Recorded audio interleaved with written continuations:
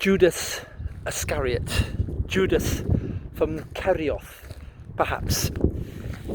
When we think of all of the figures of infamy across the years, where would Judas stand? Would he be alongside Hitler, Stalin? Certainly his story as presented to us in the Gospels has a complex character and a complex history, but one who in the nature of his betrayal with a kiss, identifying his master rabbi, would surely stand alongside any of the great figures of infamy in the readings and pages of history. So, who was Judas Iscariot, and why is it that he betrayed his master? The Gospels all four agree that it was Judas who was responsible for the betrayal of Jesus, but they give us very different readings about why he betrayed Jesus. Some of them emphasize that he was in effect greedy and flawed. Judas had his hand in the till, if you like.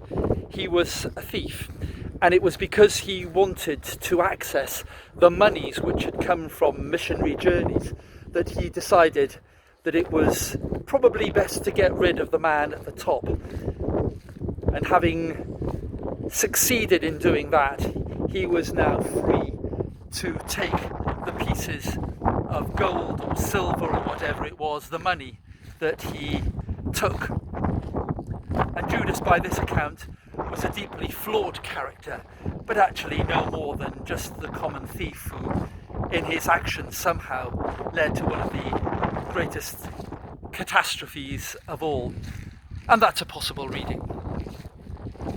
The Gospel writers also tell us that Judas was an agent of powers more powerful and terrible than he could have known. We're told at the time that he betrayed Jesus that Satan entered him. And the picture that we get is of somebody who was subject to something cosmic, something much bigger than Judas himself could have been aware of. And by this account, Judas was almost a pawn in a much bigger heavenly drama in which the Son of Man and Son of God would end up going to the cross. And this too probably is something that we ought to note. But of course, if that is true, it relieves Judas of a certain responsibility. If he wasn't really responsible for that betrayal, but was merely fulfilling everything that had been foretold, then in what sense was he exercising choice?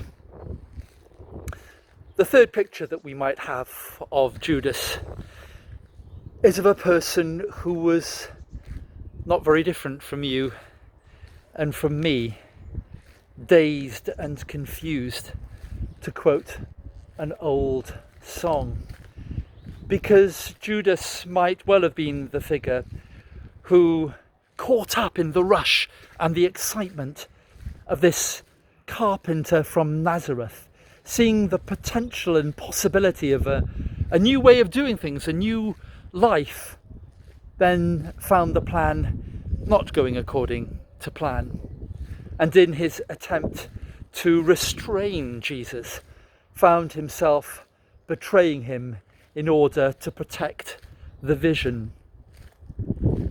Judas then, full of remorse and regret that he had done the very worst thing that he could have done, ends it all, and the story of the field of blood has its own narrative. It may well be that all of these accounts of Judas Iscariot are all true. Certainly the Gospel writers offer them all without any sense of contradiction.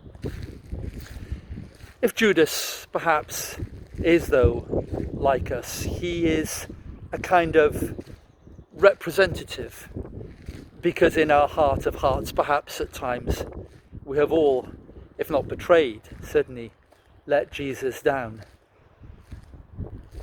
At other times, we have all been caught up in the wonder of this man whose charisma, whose personality, whose words, whose actions have inspired us and won us. Maybe one of the reasons why Judas is so famous, so infamous, is precisely because he's just like you